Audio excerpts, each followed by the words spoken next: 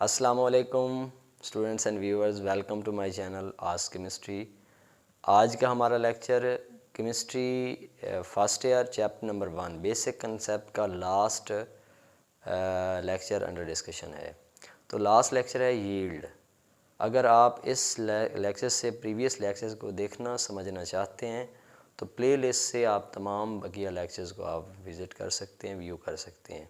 और साथ ही साथ मेरे चैनल आस्क केमिस्ट्री को सब्सक्राइब कर दें ताकि आने वाले तमाम लेक्चर्स का नोटिफिकेशन आपको बर वक्त मिले।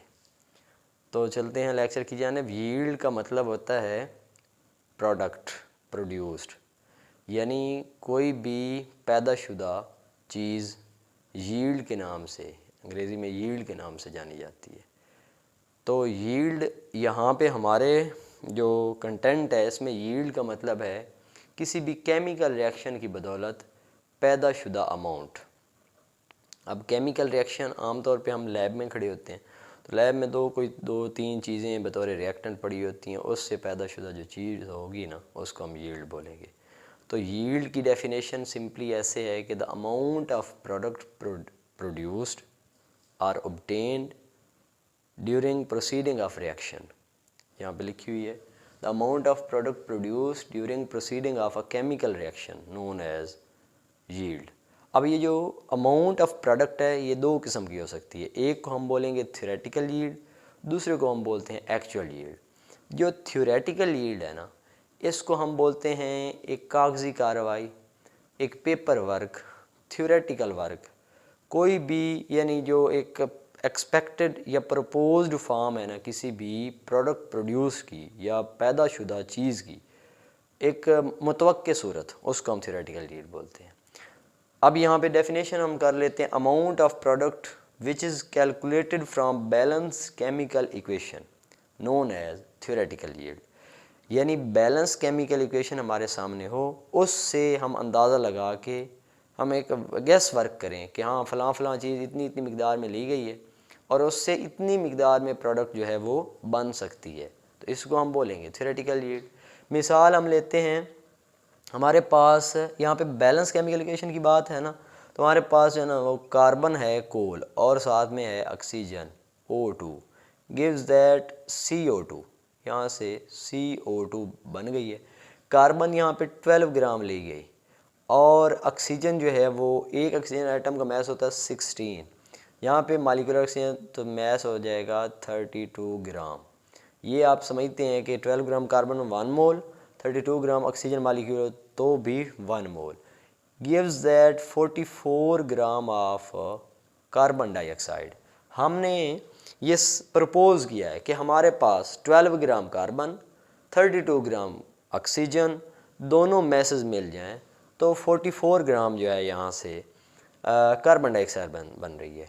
ये बैलेंस केमिकल इक्वेशन है। रिएक्टेंट साइड पे number of atom, product side पे नंबर ऑफ एटम बिल्कुल इक्वल है, तो हम इसको बोलेंगे बैलेंस केमिकल इक्वेशन। इससे हमने अंदाज़ा लगाया 12 प्लस 32 इक्वल टू 44 ग्राम।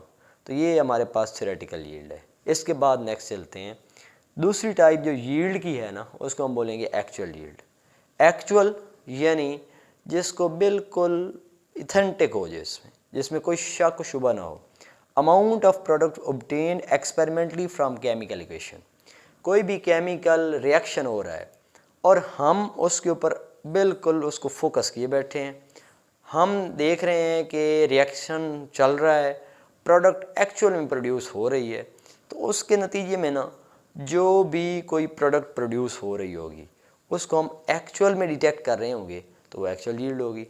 अच्छा, actual yield is the amount of product experimentally ये होती है, यानी इसमें थ्योरेटिकल वर्क नहीं है, कोई पेपर गैस वर्क नहीं है, ये रियल में हासिल शुदा कोई भी चीज़ है, प्रोडक्ट है किसी भी केमिकल रिएक्शन की बेसिस पे। ठीक है, अब इससे आगे है एक नोटेबल बात कि actual yield is always less than theoretical yield. जो एक्चुअल यील्ड होती है ना वो हमेशा थ्योरेटिकल यील्ड से पेपर वर्क की बेसिस पे एक्चुअल या रियल जो अमाउंट ऑफ प्रोडक्ट है वो कम ही होती है। अच्छा, यहाँ से शार्ट क्वेश्चन वेरी इंपॉर्टेंट है, क्या भला why actual yield is less than theoretical yield. यानी एक्चुअल यील्ड जो होती है वो थ्योरेटिकल यील्ड से कम ही क्यों होती है? इसका आंसर है due to following reason. Focus on these points. अच्छा, कौन से पॉइंट्स हैं? पहला पॉइंट है कि इन एक्सपीरियंस वर्कर्स, हमारे पास ना कुछ 200 ग्राम पानी दिया गया हमें, और यानी 50 ग्राम जो है वो हमारे पास शरबत है, रूह अफ़ज़ा, और साथ में शुगर है, साथ में साल्ट है। यानी तीन चीज़ों की जो मिक्सिंग है वो 50 ग्राम के राउंड अबाउट है, और 200 ग्राम जो है वो हमारे पास पानी है। अब हम चाह रहे हैं कि 250 ग्राम जो है ना वो शरबत मीठा पानी बन जाए। अब बात करने वाली ये है, समझाने वाली, कि हमारे पास एक्सपेरिमेंटल बेसिस पे मैं एक गिलास में यानी एक जग में मेरे पास 200 ग्राम पानी है, दूसरे एक गिलास के अंदर शरबत, रूह अफ़ज़ा, शुगर और नमक, ये 50 ग्राम है। तो जो पेपर वर्क है ना वो ये बताता है कि 200 + 50 गिव्स द 250 ग्राम।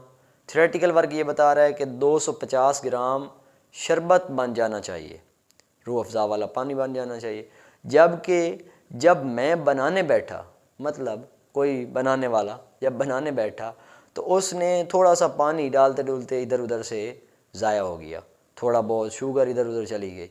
तो जो एग्जैक्ट एक्सपेरिमेंटल जो प्रोडक्ट बननी है ना वो 250 ग्राम से हमेशा कुछ कम होगी, यानी एक्यूरेसी नहीं होगी।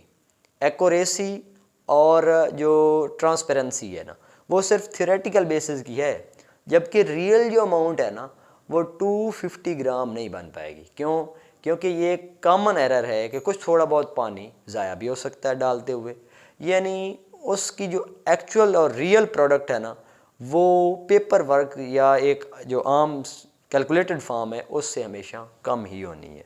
तो इन एक्सपीरियंस वर्कर, पहला पॉइंट है कि अगर काम करने वाला बंदा यानी एक्सपेरिमेंट करने वाला बंदा यानी उसमें अथेंटिसिटी ना हो, उसमें इतना मतलब उसको काम करने की सलाहियत सूझबूझ ना हो, तो उस वजह से कुछ मटेरियल ज़ाया हो सकता है। फॉल्टी अपरेटस, मिसाल के तौर पे गिलास के अंदर छोटा सा बारीक सा सुराख था प्लास्टिक के गिलास में, तो वो पानी थोड़ा सा ज़ाया हो गया। तो अपरेटस अगर ख़राब होगा तब भी प्रोडक्ट जो है वो हमेशा थ्योरेटिकल बेसिस से कम ही होगी। फिज़िकल और chemical process, filtration, crystallization, distillation and so on, यानी कुछ ऐसे बाद औक़ात ऐसे होते हैं कि पुड़ना पड़ जाता है पानी को साफ़ करना, या कह सकते हैं कि शरबत के अंदर कोई चीज़ है तो उसको फ़िल्ट्रेट करना पड़ जाता है। तो फिल्ट्रेशन प्रोसेस जो है वो उससे भी कोई चीज़ ज़ाया हो सकती है, कुछ मटेरियल फ़िल्टर पेपर के ऊपर रह सकता है, क्रिस्टलाइजेशन वगैरह है। तो ये सारे के सारे फ़िज़िकल और केमिकल प्रोसेस जो हैं सेपरेशन टेक्निक्स के इस्तेमाल करते हुए भी जो एक्चुअल यील्ड है वो कम पड़ सकती है। उसके बाद है रिवर्सिबल रिएक्शन। रिवर्सिबल रिएक्शन है प्रोडक्ट रिएक्टेंट रिएक्ट कर रहे थे, प्रोडक्ट बन रहे थी, और साथ ही at the same time product ने फिर से रिएक्ट करना शुरू किया और रिएक्टेंट बनाना शुरू कर दिए। अब हम किसी लम्हे रिएक्शन को स्टॉप करेंगे जिस वक्त रिएक्टेंट मैक्सिमम तो प्रोडक्ट में आ चुके होंगे, लेकिन प्रोडक्ट भी कुछ वापस रिएक्टेंट साइड पे जा चुकी होगी। तो उस साइड में यानी उस साइट में उस टाइम में साइड रिएक्शन या रिवर्सिबल नेचर जो थी उस मटेरियल की, उससे जो एक्चुअल यील्ड है वो थोड़ी सी कम हमें हासिल हुई। तो ये है रीज़न जिसकी बेस पे एक्चुअल यील्ड जो होती है वो थ्योरेटिकल यील्ड से कुछ कम पड़ सकती है। नेक्स्ट है rate at which reactant will converted into product called efficiency of reaction. Efficiency क्या होती है? मतलब कोई भी रिएक्टेंट रिएक्ट कर रहे हैं और प्रोडक्ट में तब्दील हो रहे हैं, तो जो जिस स्पीड से वो तब्दील हो रहे हैं ना, प्रोडक्ट बन रही है, उसी को हम बोलते हैं efficiency. Efficiency of reaction can be determined by percentage yield. जो रिएक्शन की स्पीड है उसको हम परसेंटेज यील्ड से यानी डिटेक्ट करते हैं। परसेंटेज मतलब कि रिएक्टेंट कितनी मिकदार में थे और प्रोडक्ट उसमें से कितनी फ़ीसद बन चुकी है, तो इसको बोलेंगे percentage yield. Percentage yield are denoted by this formula, actual yield to the theoretical yield multiply by 100। इसकी डेफिनेशन, परसेंटेज यील्ड की डेफिनेशन ये है, it is the ratio of actual yield to the theoretical yield multiply by 100। यानी out of 100 हमने जब कोई चीज़ find out करना हो तो उसको हम बोलते हैं परसेंटेज। अच्छा, इसमें से नेक्स्ट जो क्वेश्चन है ना, वेरी इंपॉर्टेंट, शॉर्ट वाइज भी as well as long wise भी, differentiate between actual yield and theoretical yield. Actual और थ्योरेटिकल यील्ड में फ़र्क वाजे करो। तो इसको टेबुलर फॉर्म में हमेशा ही रिप्रेजेंट करना होता है, मतलब दरमियान में लाइन लगा के एक साइड पे एक टर्म, दूसरी साइड पे दूसरी टर्म, थ्योरेटिकल यील्ड लिखें और एक्चुअल यील्ड लिखें। थ्योरेटिकल यील्ड जो कुछ हम यहाँ पे समझ चुके हैं उन्हीं पॉइंट को डिराइव करके लिखेंगे। सबसे पहला पॉइंट बनेगा इसकी डेफिनेशन से मुतल्लिक, डेफिनेशन जो हमने इधर प्रेजेंट किए हैं उन्हीं को आप यहाँ पे लिख दें।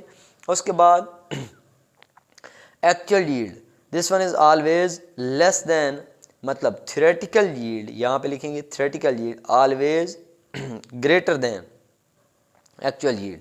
थ्योरेटिकल यील्ड जो होती है ये हमेशा एक्चुअल यील्ड से ग्रेटर होती है, and actual yield is always less than theoretical yield.